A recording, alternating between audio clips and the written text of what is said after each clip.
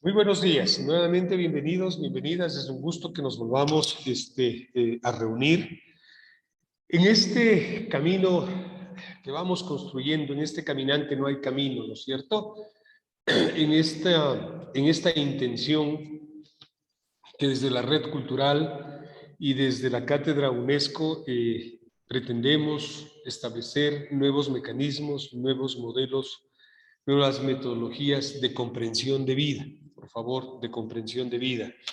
Es importante señalar que en estos caminos que estamos caminando con ustedes y con Jorge y con los miembros de la red, con Marlene, con Andrea, con todos los miembros de la red,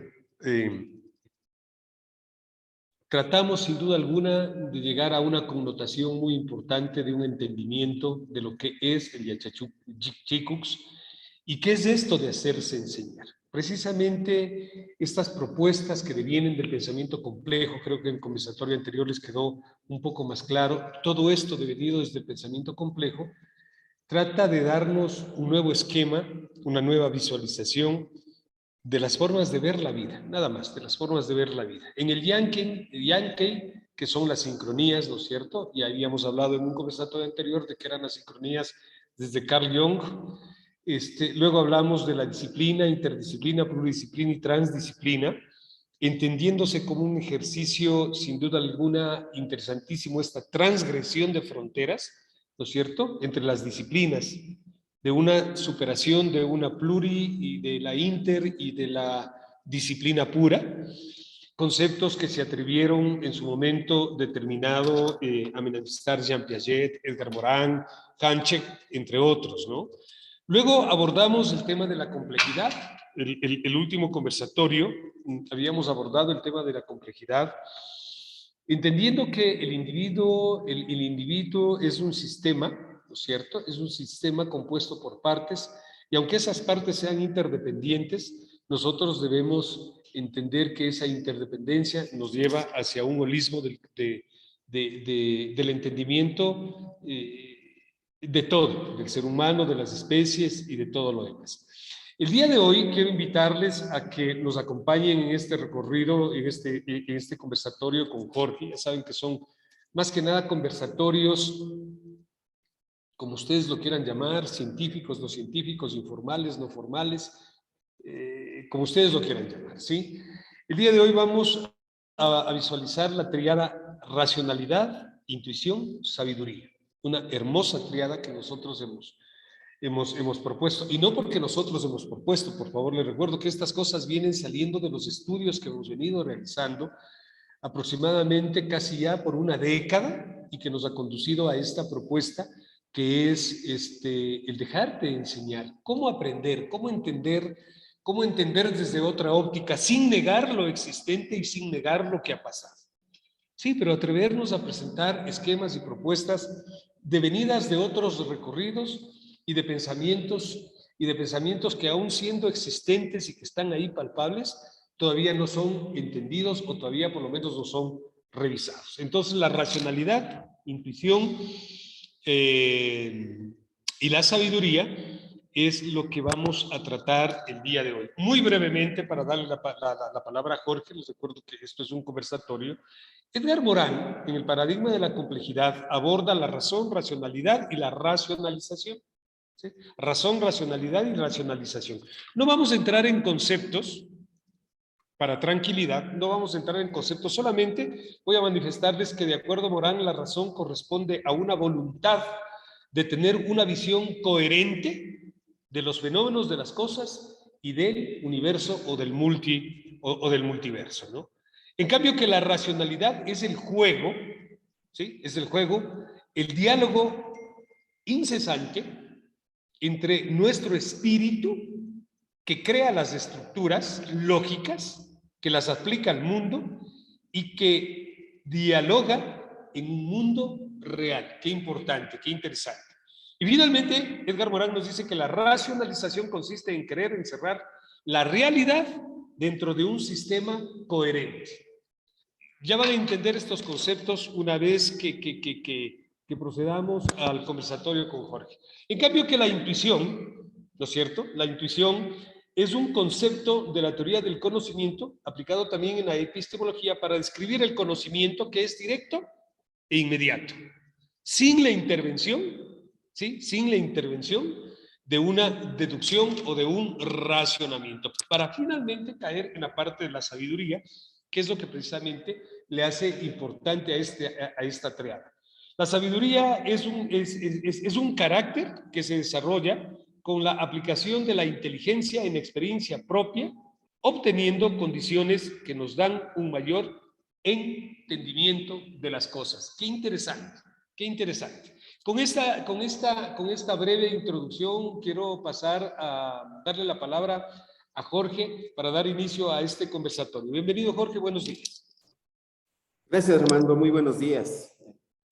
Qué bueno que podamos y que hayamos planteado una interacción como la que tú acabas de mencionar, porque seguramente esto nos va a llevar a generar un conversatorio muy planetario, Armando, ¿sí? Muy planetario, porque en el momento en que nosotros ponemos estos elementos de esta tríada, nos vamos a dar cuenta de que hay algo que domina dentro de este contexto.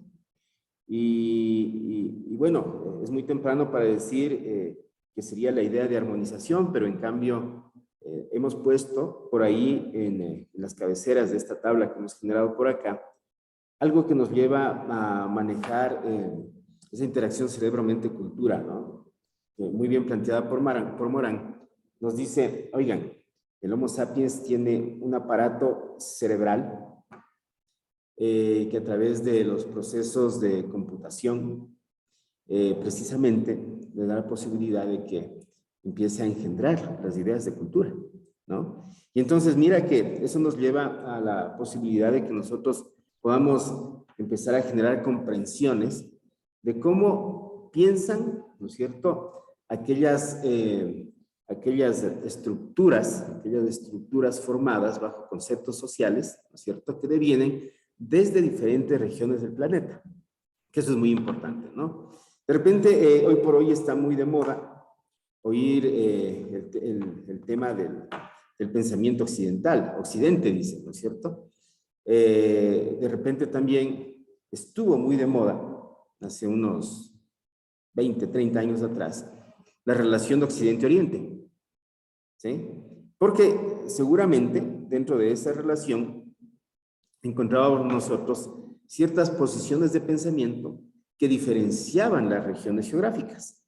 Nosotros hemos querido incluir a esos conceptos precisamente por ese carácter unificador que queremos darle a la cátedra. El tema del pensamiento andino, ¿no es cierto?, que podríamos complementarlo con el pensamiento africano, y a esos dos pensamientos seguramente tratarlos como pensamiento del sur, ¿no?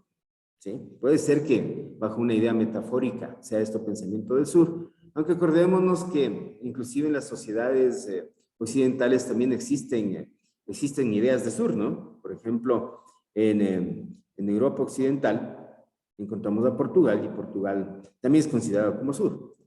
Entonces, todo deviene de cómo lo visualicemos, e inclusive quisimos poner por ahí algo del pensamiento árabe, ¿sí?, para que de repente este diálogo nos lleve precisamente a tratar de entender esas posiciones generadas desde diferentes regiones geográficas, ¿ya? Entonces, es por eso que hemos puesto estos 5...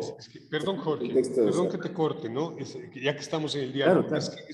Es que es importante señalar lo que tú manifiestas, el por qué hemos puesto este tipo de pensamientos, el occidental, el oriental, el andino, el africano y el árabe. A la postre, creo yo, no sé si es que me equivoco, a la postre creo yo que están representados todos los pensamientos que actualmente tiene lo que llamamos la tierra patria, ¿no es cierto?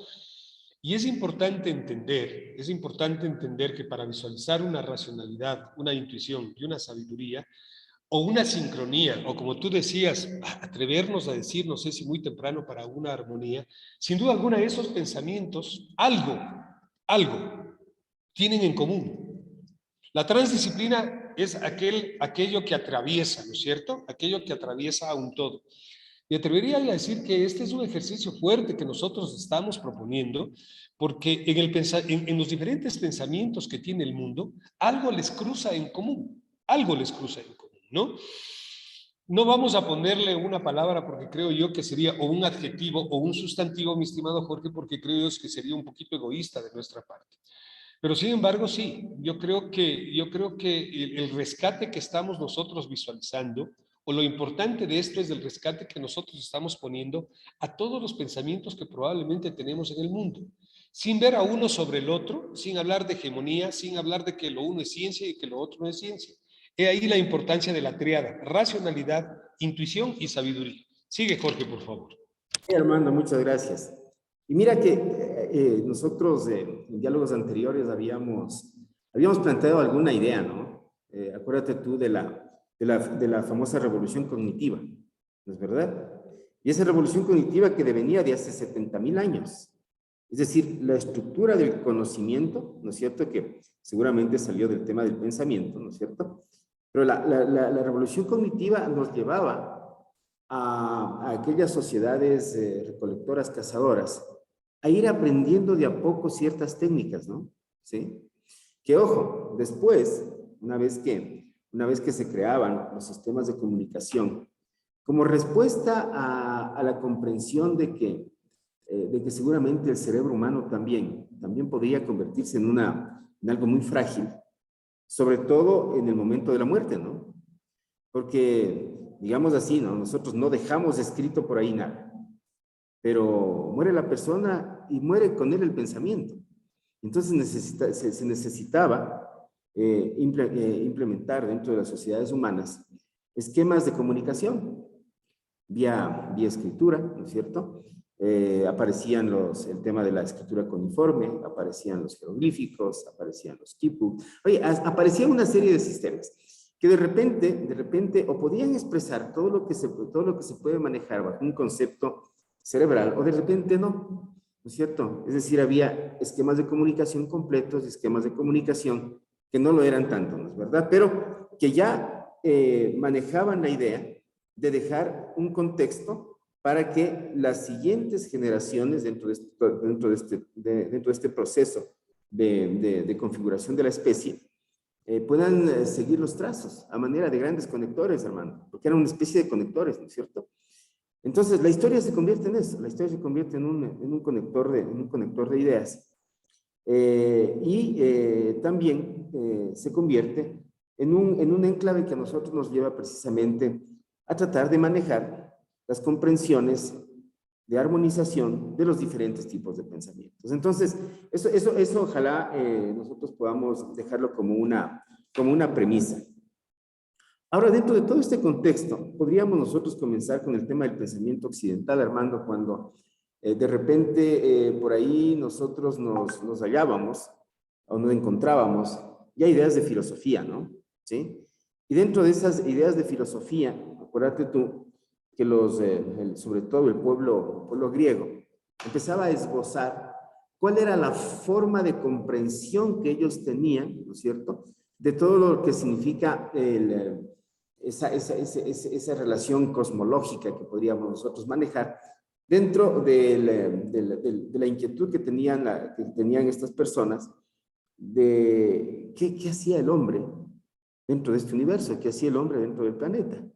Y entonces teníamos nosotros un conocimiento muy holístico, ¿no? Un conocimiento muy holístico, que nos llevaba precisamente a tratar de visualizar el hecho de que en esa época, ¿no? En esa época, los seres humanos manejaban inclusive diversidad de áreas de conocimiento y de disciplinas. En esa época era bastante común encontrar gente que hacía filosofía, que hacía matemática, que hacía historia, que hacía, bueno, una serie de cosas. Es decir, no se había estancado, ¿no es cierto?, las profesiones, sino que la idea era la filosofía, la gran comprensión, ¿no es cierto? ¿Sí? Para que en algún momento René Descartes nos imponga a nosotros algo que, creo yo, es muy decidor dentro de lo que es el pensamiento occidental. Porque Descartes maneja o impone la necesidad de que las verdades sean demostradas, ¿sí? Lo que yo me imagino tiene que ser demostrado. Y dentro de esas demostraciones, ¿sí? A todo lo que sea demostrado nosotros lo vamos a llamar ciencia, ¿no es verdad? Y entonces comienza precisamente estas ideas de la famosa revolución científica.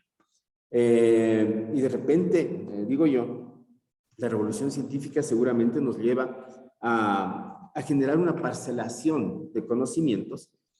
Y una vez que los parcelamos, seguramente también tratar de entender el por qué, ¿no es cierto? Los predominios o los dominios de unas áreas de conocimiento para con otras. Es decir, se dio, por ejemplo, mucha fuerza al tema de las ciencias matemáticas, se dio mucha fuerza a las ciencias físicas, ¿no es cierto? Se dio mucho ciencia a todo, se dio mucho énfasis a todo lo que significa las ciencias relacionadas con hechos muy fácticos, ¿no? O sea, todo ese concepto tenía que empezar a predominar. Y entonces, dentro de ese contexto, los predominios seguramente nos llevaban a religar a otras áreas. Por ejemplo, empezamos nosotros a religar todas las ciencias que eran consideradas como ciencias sociales, como ciencias humanas, ¿no es cierto? A pesar de que nosotros sabíamos que esa humanidad es aquella que creaba las propias ciencias físicas y las propias ciencias matemáticas. Entonces, separamos esas comprensiones, ¿no es cierto? Y de repente eso nos llevaba a nosotros a generar y a unificar también las ideas de la ciencia con las ideas de desarrollo, con las ideas de crecimiento, con las ideas de revolución industrial, porque todo esto estaba apegado a la ciencia, ¿sí? Me imagino yo, ¿no? Que una vez que pasamos primera, segunda, tercera, cuarta y ahora dicen que la quinta revolución industrial, esas revoluciones industriales no hubiesen tenido, ¿no? No hubiesen tenido la fuerza que tienen hoy por hoy si no tenían a la ciencia al lado y si no tenían también a los contextos de capital al lado, Armando. Entonces, mira cómo se fue fragmentando el pensamiento occidental porque empezaban precisamente a ponerle como enclave de todo el pensamiento al tema de la ciencia, Armando. No sé si por ahí tú me ayudas. Sí, claro, gracias, Jorge. Mira, es que la parte inicial del conversatorio que tú lo manifestabas, ¿no es cierto? O lo que nosotros tenemos en la cabecera, el místico trasciende este mundo de conceptos intelectuales. Yo creo que en esa frase muy corta se resume bastante bien lo que tú dices, pero yo quiero irme un poquito más allá. El pensamiento se fue fragmentando y se sigue fragmentando, dejando de lado ciertas comprensiones, porque precisamente la mente colectiva, la mente social es frágil, es egoísta, es breve, es corta, ¿no? No nos olvidemos que ese gran salto al que tú hablabas en el pensamiento occidental de la filosofía, ciencia y tecnología, tiene sus bases, por ejemplo, en la mitología griega. Pero nadie te habla de la mitología griega, o en el pensamiento griego, por último, ¿no? En esas representaciones mentales de que los filósofos griegos comenzaron a pensarse de dónde venimos, qué somos, de qué estamos constituidos, cómo estamos compuestos. Y a través de la observación que hemos hablado de eso, mi estimado Jorge, solamente viendo que las nubes se movían, solamente viendo que los astros se movían, se atrevieron a decir no estamos solos en este universo. O por último, no es que no estamos solos, perdón, no somos los únicos que no nos movemos, más bien dicho, dijeron, ¿no? Entonces comenzaron a preguntarse qué eran las estrellas y por qué las estrellas sí se movían. Y llegaron a conclusiones tan lógicas que luego, como tú dijiste, pues viene Copérnico, Newton y toda esta serie de ya científicos, hasta que llegamos a esa época de 1600, donde René Descartes rompe tremendamente, no digo mal, pero rompe tremendamente la forma de pensar y es donde la filosofía se aparta de la ciencia. No sé si llamarle bifurcación, Jorge, no sé si llamarle un error, porque solo visualizamos el pensamiento desde cartesiano, solo visualizamos desde la parte científica. Pero ¿por qué no visualizamos desde las otras ópticas que también podríamos tener? Por ejemplo, en el pensamiento oriental, ¿qué es lo que prima en el pensamiento oriental, ¿no es cierto? Por ejemplo, la meditación, hasta el día de hoy. ¿O qué es lo que prima en el pensamiento andino, la pachasofía? ¿No es cierto? Joseph Sterman, que es quien escribe o quien se atreve a escribir precisamente la pachasofía andina, dice que le denomina o que le dio esta terminología de pachasofía precisamente porque le parecía algo egoísta que solamente el pensamiento occidental se llame filosofía, pues Jorge. Tú comienzas a leer el libro y lo primero que dice, ¿por qué el término pachasofía, no? ¿Sí? Entonces te dice, porque me parece injusto que solo lo occidental pueda llamarse filosofía. Y la bautiza como pachasofía a la filosofía del pensamiento andino. Filosofía que también pero filosofía que también se ve embargada de mucha ciencia, de mucha tecnología, ¿no?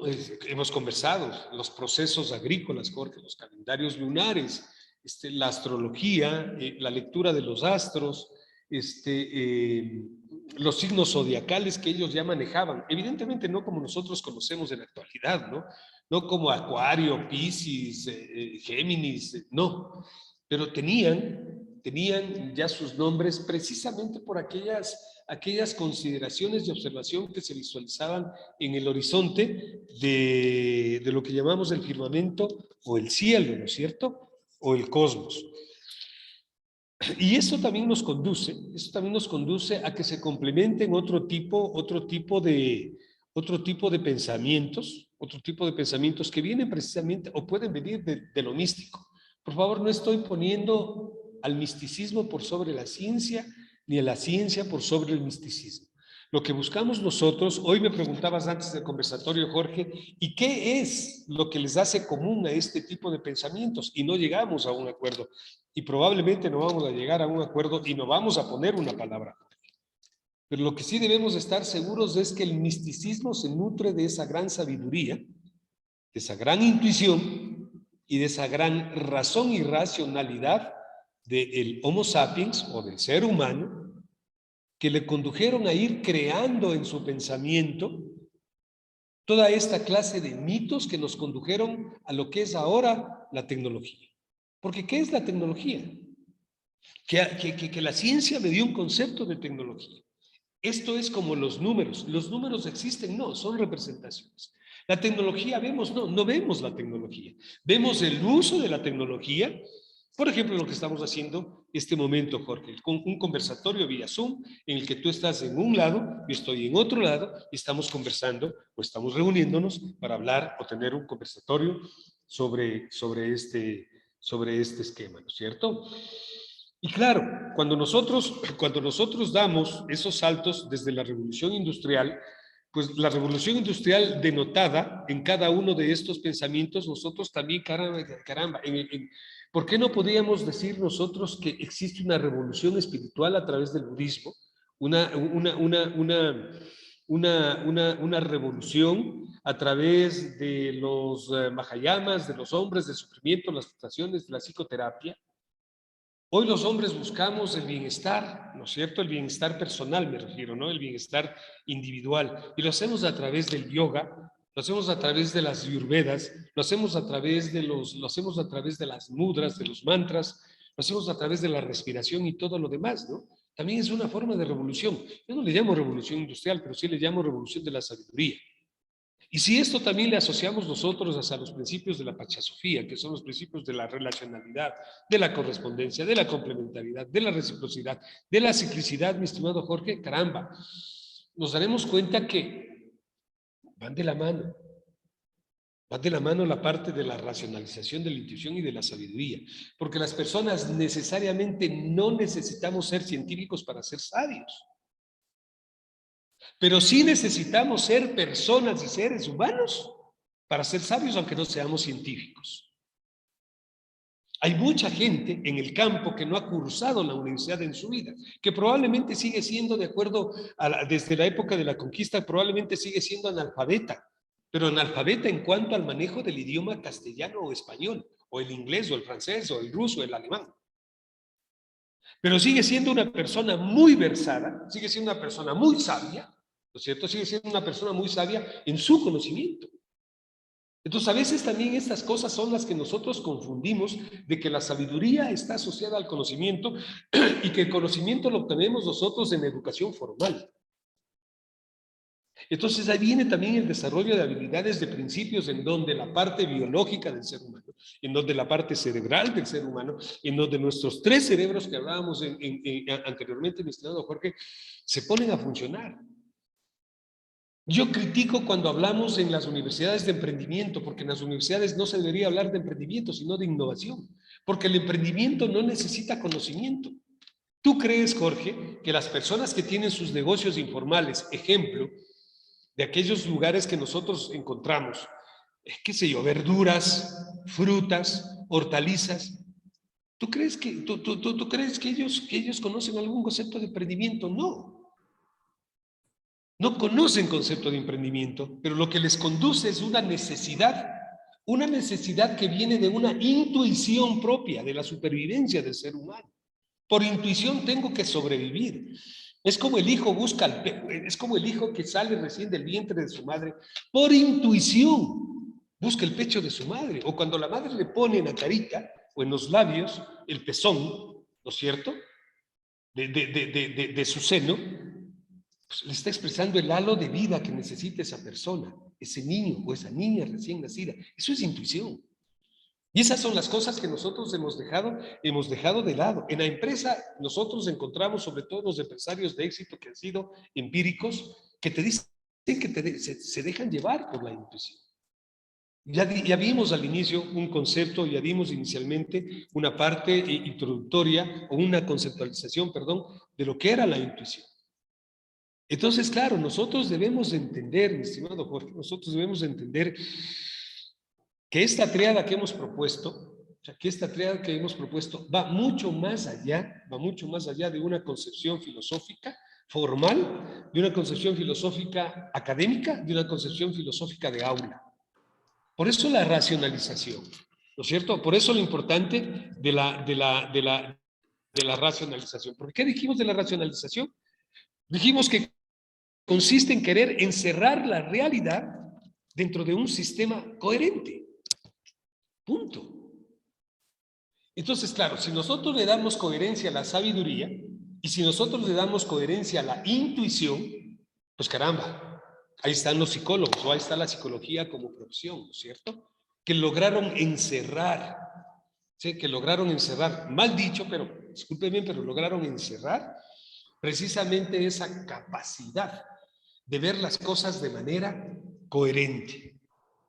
Y claro, si nosotros nos pondríamos a tener solamente un conversatorio, solo de relacionalidad, Jorge, o de cada uno de los puntos que nosotros vamos proponiendo, caramba.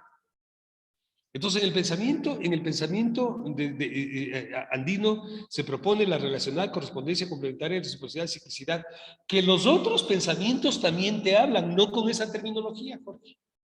No con esa terminología. Pero existe relacionalidad en el pensamiento occidental. Claro que existe relacionalidad. En los apegos, por ejemplo, ¿no? Yo me apego a una máquina, yo me apego a un vehículo, yo me apego al consumo, pero existe una relacionalidad. Existe complementariedad, pero por supuesto que existe complementariedad, sobre todo en el pensamiento occidental te dicen que la complementariedad hombre-mujer, ¿sí? O tiene que ser una relación donde no hay espacio para entender a terceros incluidos dentro de una relación, y le llamamos a eso fidelidad. Entonces, caramba, procesos de intuición, procesos de sabiduría y procesos de conocimiento, mi estimado Jorge, ¿no? Sí, Armando, sí, muchas gracias. Mira que es interesante la unificación de pensamientos, porque de repente nosotros ahí deberíamos poner una especie de escenario, Armando, ¿ya? Y el escenario quisiera planteártelo desde la siguiente descripción. Nosotros tenemos un ser humano que está parado al frente de todo lo que significa la naturaleza, ¿no? Y ese ser humano se vuelve en un ser humano observador, pero también se vuelve un ser humano conceptuador. Es decir, yo empiezo a esbozar lo que veo a través de la generación de mis conceptos, ¿ya? Sea de donde venga. Y entonces el ser humano en algún momento se separa, mira tú, se separa de la naturaleza. En el momento en que se separa de la naturaleza, aparentemente empieza a ser una especie de testigo de aquello que él mismo está viendo, ¿sí? Pero si nos vamos hacia el otro lado, ese ser humano conceptuador de repente no se está viendo a sí mismo, ¿no? No se ve a sí mismo. Y no ve también aquello que está formando parte, ¿no es cierto?, del individuo. Es decir, de repente no somos capaces nosotros de ver aquello que está dentro de nosotros. A ver, entendamos glándula pineal, células, órganos, comprensión de cómo funciona nuestro propio sistema individual. Y empezamos a tener dos escenarios. Un escenario hacia afuera, que es muy físico, y un escenario hacia adentro, que en algunas de las culturas lo llaman temas espirituales. ¿Es verdad? Es decir, aparentemente, cuando nosotros nacemos como individuos, nacemos dos. Nacemos el lado físico-biológico y nace también con nosotros el lado espiritual, cerebral, conceptuador, como quiera que queramos llamar. Hay una dualidad perfecta por ahí, ¿sí? Ahora el tema sería, oye, ¿y cómo nosotros, desde el pensamiento occidental, empezamos a hacer un análisis de los contextos físicos que rodean al ser humano? Y cómo, por ejemplo, desde el pensamiento oriental, empezamos a tratar de encontrarnos con el ser humano. Es decir, tratamos nosotros de, a través, por ejemplo, del tema de la meditación, de los mantras, de los mitos, de los ritos, empezamos a tratar de encontrar nuestro yo interior. Mira tú, que eso es interesantísimo, ¿no? ¿Sí? Es decir, dos niveles de realidad. Una es la realidad hacia afuera y otra es la realidad hacia adentro. Es por eso que inclusive aquí, dentro de ese pensamiento oriental, nosotros le tenemos abierto al pensamiento chino, por ejemplo. Le tenemos abierto en temas de confucianismo y en temas de taoísmo. Oye, pero es que el confucianismo trataba de ver aquellas cosas hacia afuera. La organización social, el sentido común, el conocimiento práctico y todos esos temas. En cambio, el taoísmo decía, oigan, esperen, aquí vamos a generar el equilibrio del ser, el equilibrio del humano, ¿no? Y dentro de esos conceptos de equilibrio, por ejemplo, aquí salían ya las ideas del yin y el yang, ¿no? La complementariedad a través de los pares. Mira tú qué interesante. Y ahora, si hacemos extensivo un poquito el tema hacia lo que es el pensamiento ancestral andino, por ejemplo, también encontramos ideas de dualidades, ¿no? También encontramos nosotros ideas de complementariedades. Encontramos nosotros ideas de entender que hay opuestos complementarios, mira tú, que no son solamente opuestos, sino son complementarios. A veces, por ejemplo, cuando nosotros hablamos un poquito del tema de la iglesia, de cómo se fue configurando, a nosotros nos enseñaban y nos decían, es que el día y la noche, y seguramente al día lo asociábamos con todo lo bueno y a la noche con lo malo, cuando no entendíamos que son complementarios. O sea, las energías del día y las energías de la noche son energías diversas, pero las dos nos hacen equilibrar nuestro cuerpo, ¿no es cierto? Y entonces, mira, cuando empezamos a hacer un seguimiento de este tema, digo yo, hay algo que de repente va armonizando el pensamiento planetario a pesar de tener muchas distancias, ¿no? Ya habíamos dicho, el yin y el yang por allá.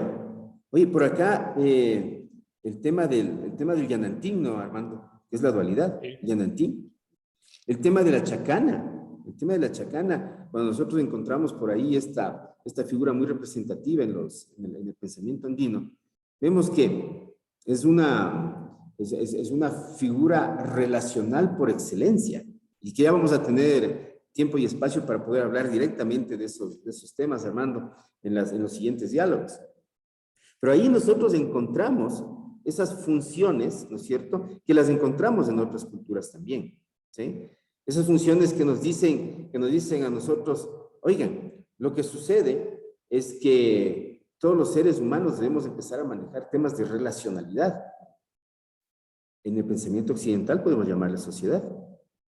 En el pensamiento oriental, nosotros podemos empezar a denotar esos comportamientos complementarios. En el pensamiento andino, nosotros entendemos que la relacionalidad viene de entender que la comunidad es la naturaleza y que por lo tanto debemos relacionarnos y no salirnos de la naturaleza como seres humanos, sino que somos parte de la naturaleza. Ahí está la relacionalidad, ¿no?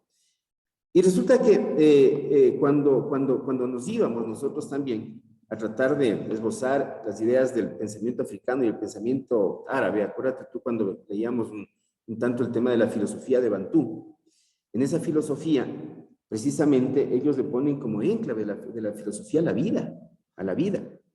¿Y qué tan parecido es el tema de la vida dentro de lo que es el pensamiento africano con el pensamiento andino? Porque acuérdate tú que cuando nosotros hacemos el análisis del Capac Ñan, ¿es verdad? Y que el Capac Ñan, aparentemente, cuando nosotros dibujamos inclusive la chacana, formaba un ángulo de inclinación que es bastante parecido al ángulo de inclinación del planeta Tierra, ¿no es cierto? 23 grados algo, ¿sí? Decía, la gran verdad en el pensamiento andino es entender el origen de la vida. Esa es la gran verdad del pensamiento andino. Y que es bastante parecido a la filosofía de Bantú con la fuerza vital, mira tú. ¿Sí? Y cuando nos vamos más allá y decimos, oigan, es que en el Corán, que es uno de esos libros bastante fuertes que nosotros hemos visto, pero dentro de ese libro hay uno de los ritos que se practican, que es la peregrinación, ¿no es verdad? ¿Hacia dónde van? Hacia el encuentro también de la vida, hermano, ¿sí? Del origen de la vida. Entonces, no queríamos ponerle nosotros alguna idea de armonización de todo este tema, ¿no es verdad? Pero entiendo yo que en el momento en el que surge el pensamiento como enclave de razonamientos de las diferentes poblaciones, ese pensamiento nos debería a nosotros a llevar siempre a entender que uno de los grandes presupuestos sobre los cuales nosotros deberíamos afirmar nuestro pensamiento es precisamente el de entender que la vida tiene muchos caminos a seguir, que esos caminos tienen que empezar a comprenderse y que dentro de esos procesos ciertas culturas cogerán algunas ideas de las otras, las implementarán, ¿no es cierto? No por eso están desdiciendo su identidad, pero en cambio, ¿no es cierto?, tenemos nosotros que empezar a generar comprensiones transculturales, llamémosle así, ¿no, Armando? Transculturales, que nos lleven a generar algunas ideas por ahí. Acuérdate tú del famoso Tao de la física, Armando. No sé si de repente tú le encuentras algún tipo de armonización desde el Tao de la física de Capra. Es que yo creo, Jorge, que precisamente lo que busca Capra y algunos otros autores, no solamente Capra, o sea, podríamos manifestar una cantidad de autores, es no armonía, porque ellos no lo tratan con el término que nosotros lo hemos visualizado, mi estimado Jorge, no como armonía, pero sí por lo menos comprensiones, ¿no? Pero sí por lo menos comprensiones. Mira, por ejemplo, ese recorrido del contenido que tiene el Tao de la física, para quienes hemos tenido la oportunidad de revisarlo al menos, es espectacular, pues, ¿no? O sea, cómo va siendo la relación de la física tradicional y de la física moderna, de la física cuántica, pero devenida desde la espiritualidad, ¿no es cierto? Devenida desde la espiritualidad, tanto del hinduismo como del budismo, ¿cierto? Tanto del hinduismo como del budismo. Entonces, caramba, le da una lógica, a más de la lógica que tiene la física, más bien dicho, ¿no? Pero le da una lógica o le da un hilo conductor visualizado desde la sabiduría y visualizado desde la intuición, ¿no? Y visualizado también desde la intuición. Entonces, claro, en todo ese recorrido que hace Capra, ¿no es cierto? Nos lleva a entender, o nos podría llevar a entender lo que Edgar Morán propone también en los 7 saberes, ¿no es cierto? Y el primer saber es las cegueras del conocimiento, el error y la ilusión. Las cegueras del conocimiento, o sea, caramba, qué fuerte que es, mi estimado Jorge, hablar de las cegueras del conocimiento. Es decir, el conocimiento es ciego. Entonces, cuando va desarrollando Morán, comienza a hablarnos, para volver al Tao de la física, mi estimado Jorge, cuando comienza a hablar Morán, te habla de un talón de Aquiles del conocimiento. ¿Por qué? Porque ese talón de Aquiles está visualizado con la razón, con la racionalidad, con la racionalización, con la intuición y con la sabiduría. Porque podríamos tener errores mentales, intelectuales, errores de la razón y errores paradigmáticas, ¿no? ¿Sí? El imprinting y la normalización nos pusieron el imprinting en la cabeza. Y ya refiriéndome un poquito también al Tao de la física, Jorge, nos pusieron o nos dejaron impregnado en el cerebro o en la cabeza de qué es ciencia y de qué no es ciencia. Pero caramba, ¿quiénes nos dijeron eso, Jorge? No estoy hablando solamente de los científicos, ¿no? No solamente de los científicos. Y esto nos permite a nosotros tener, por último, una idea o una noología o una idea, ¿no? De posicionarlo sobre determinado conocimiento, Jorge, ¿no? El Tao de la física hace precisamente ese recorrido. El Tao de la física hace precisamente ese recorrido. ¿Y cómo se va mezclando, sobre todo la parte muy científica de la física, con la parte espiritual, como dijimos, del budismo y del hinduismo? Luego de eso, nosotros podríamos entender, por ejemplo, que existen mecanismos que el mismo Occidente o los diferentes pensamientos han visualizado o se han decantado en base a estos, como el I Ching, por ejemplo, Jorge, ¿no? Entender que, y creo que en el conversatorio anterior manifestamos que íbamos a hablar un poquito del I Ching, entender que a través de números, que a través del uso de varas, no sé si es que ese es el término, de líneas, y a través del uso de los números, de la numerología y todo lo demás, nosotros podíamos entender o visualizar un equilibrio o una armonía en las diferentes cosas que nosotros podemos asaltar a la memoria, mi estimado Jorge. Armando, pero mira que también es importante tratar de buscar esos fenómenos transculturales en cosas que son simples, Armando. Verás que en cosas que son simples. Porque de repente desde la política, un poquito difícil, ¿no? Porque cada quien tiene su orientación. Desde la geopolítica, algo complicado. Desde la economía no nos ponemos de acuerdo. ¿Sí? Desde la economía hay esos dos frentes que son muy contradictorios, ¿no es cierto? Porque no nos ponemos de acuerdo. Es que Jorge, es que no sale, lamentablemente no sale un nuevo pensamiento económico, si le podemos llamar pensamiento económico, que discuta contra estos dos hegemónicos del socialismo y el capitalismo. Claro. Te recuerdo que nosotros tenemos propuesto también en nuestra cátedra una economía comunitaria, ¿no? Sí. Oye, pero te ponía contextos macros para tratar de generar una comprensión de por qué no nos unificamos. Porque hay contextos macros que generan muchos intereses. Por ejemplo, la idea de los estados. Qué difícil es sobrepasar las soberanías de los estados. La idea de los organismos internacionales. Qué difícil también, ¿no es cierto?, tratar de generar comprensiones de otro tipo que no sean aquellas devenidas desde los organismos internacionales. Mira tú. Oye, pero ¿qué tal que nosotros tratamos de hacer un ejercicio que nos lleve a generar esas comprensiones? Armando, hemos visto, por ejemplo, que la ciencia médica se convirtió en una ciencia egoísta, ¿no es cierto?, con los conocimientos ancestrales primitivos. La ciencia médica no se apega a la fitoterapia, por ejemplo. La ciencia médica no se apega a la acupuntura, ¿no? Perdón, Jorge, pero utiliza La ciencia médica utiliza la base de la fitoterapia, por decirte, para los medicamentos. Utiliza la base, pero no Y la en, investiga, y en pero Armando, acupuntura, no la investiga. ¿Entiendes? exactamente. Por ejemplo, le dejamos el tema de la investigación de la ciencia médica a los grandes laboratorios, a los grandes monopolios internacionales, ¿no es cierto? Y los médicos recetan.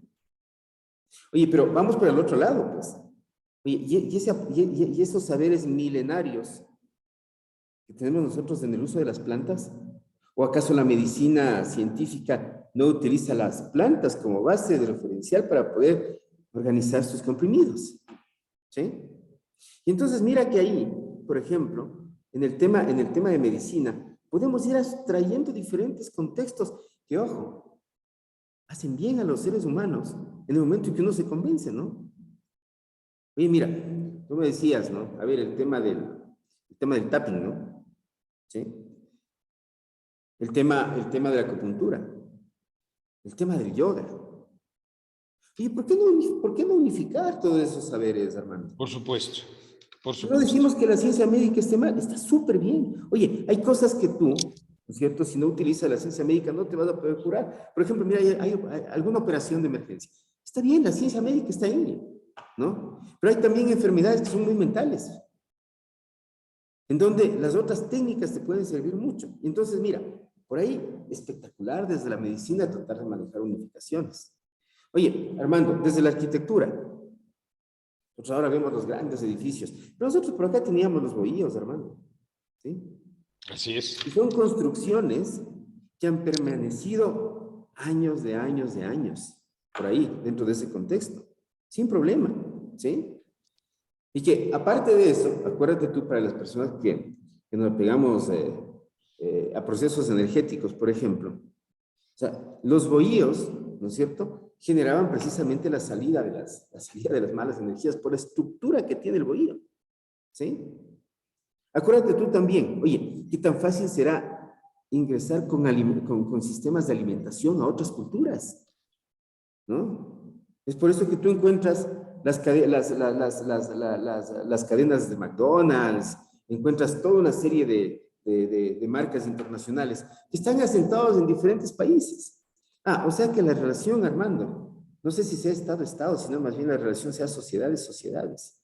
Y en el momento en que nos encontramos las sociedades, ¿sí? De repente no tenemos todos esos problemas que aparentemente podríamos tener, porque empezamos a comprender a la persona y no a lo que deviene de todo el concepto social que nos imprime.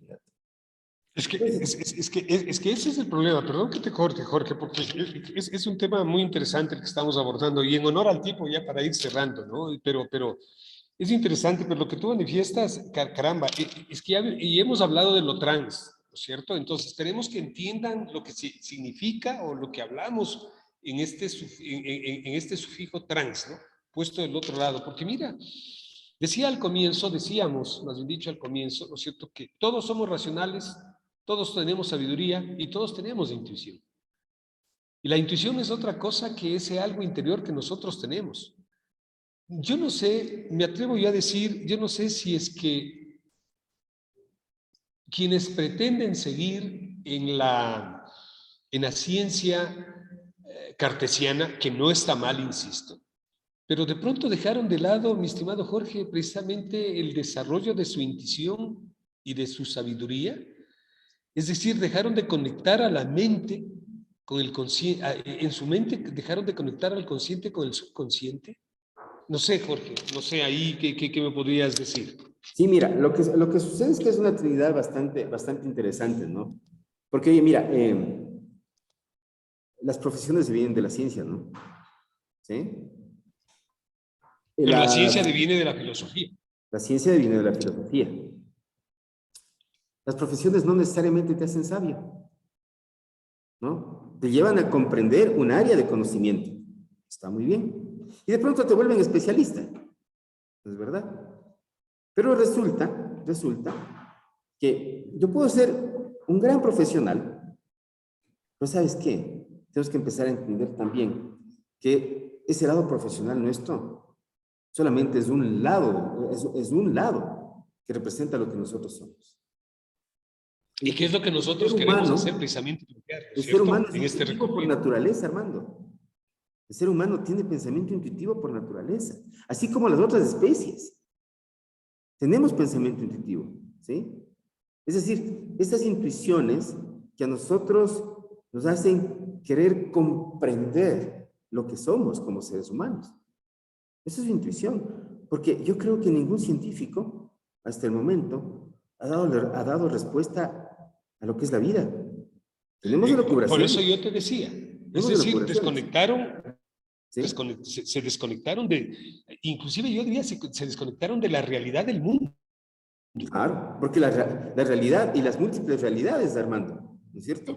Por supuesto, Claro, porque por hay múltiples supuesto, realidades, por ¿es supuesto, verdad? por supuesto. Y mira que precisamente ir atrás de esos contextos hacen que aparezcan ciertas poblaciones, ¿no es cierto? Como los monjes tibetanos, por ejemplo, que van mucho más allá, o sea, van atrás de una sabiduría, Así es, ¿no? Ahí sí vamos correcto. atrás de la sabiduría.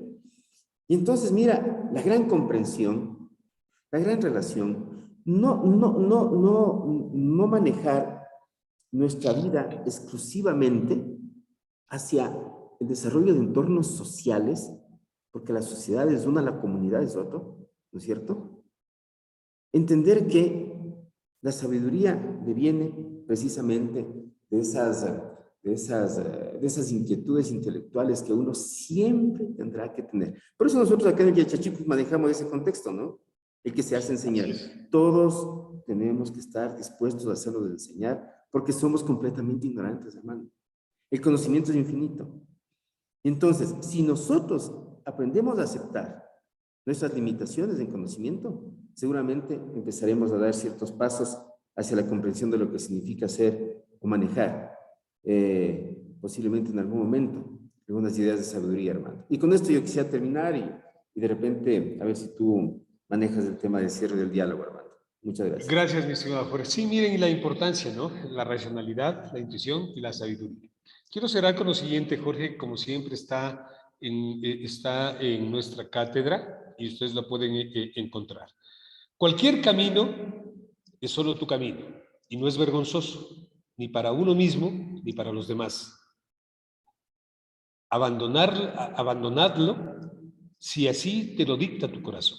Observa detalladamente cada uno de los caminos, ponlos a prueba, tantas veces como creas necesario.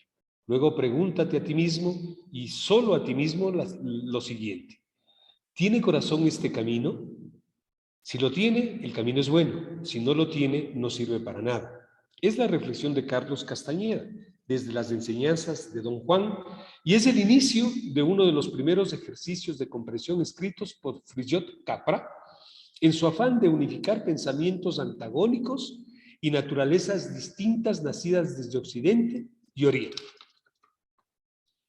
Occidente, con una tradición forjada desde la filosofía griega y acentuada en el pensamiento de René Descartes, asociando su verdad a contextos científicos relacionados con el formulismo matemático, Oriente con una visión del mundo esencialmente mística, con disciplinas espirituales basadas esencialmente en la meditación y con su insistencia en que la vivencia no pueden ser comunicadas verbalmente.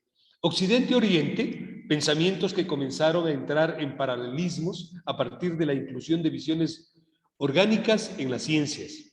Y si la filosofía, la ciencia y la intuición, con sus comprensiones físicas y de la interioridad del ser, no fueran el único camino, habría que pensar en ideas nacidas desde el Capagnán o pensamiento filosófico andino, porque existe un gran camino trazado desde la cosmovisión andina, un camino que no solamente es físico, paritario y cosmológico, sino que además tiene la virtud de hacernos sentir como parte de la naturaleza al entender el sentido de la relacionalidad de los opuestos, pues desde el sur lo opuesto es complementario y en lo complementario se esconde un sentido comunitario que encierra la comprensión de los diferentes caminos como un principio máximo de sabiduría universal.